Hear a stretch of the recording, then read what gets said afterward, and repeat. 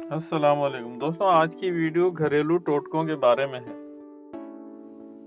ایک کھلے برتن میں پالک ڈال کر اس میں نمک ملا کر 1 گھنٹے بعد پانی نچوڑ کر 3-4 بار پانی سے دھونے سے پالک کا کھارا پن دور ہو جائے گا۔ پیاز اور لہسن کی بو دور کرنے کے لیے ہاتھوں کو پہلے آٹے سے مل کر اور پھر نمک سے مل کر دھو لیں تو بو ختم ہو جائے گی۔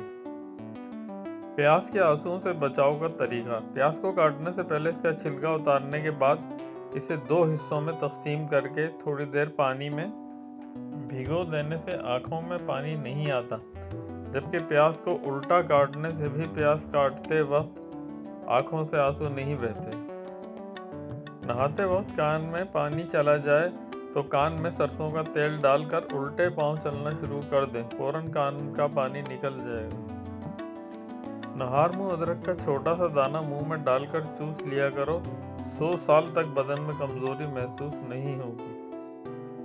پپیتے کا رس چہرے پر لگاؤ، 100 سال تک چہرے کی جلد لٹکے گی نہیں۔ گلے دکھنا ٹانسلز ہے معمولی گرم پانی میں نمک گھول کر دن میں 2 دفعہ غرارے کرنے سے ٹانسلز کی تکلیف دور ہو جاتی ہے۔ ہلدی کو شہد میں ملا کر ٹانسلز پر لگانے سے بڑے ہوئے ٹانسلز بیٹھ جاتے ہیں۔ ہلدی اور شکر 1-1 چمچہ لے کر اسے پھانک لیں اور پھر گرم دودھ آہستہ آہستہ پی لیں۔ کیلے کا چھلکا گلے پر باہر کی طرف باندھنے سے ٹانسلز ہوں تو ان میں افاقہ ہو جاتا ہے۔ دوستوں، ویڈیو پسند آئی تو لائک، شیئر اور سبسکرائب ضرور کیجیے گا۔ جزاک اللہ۔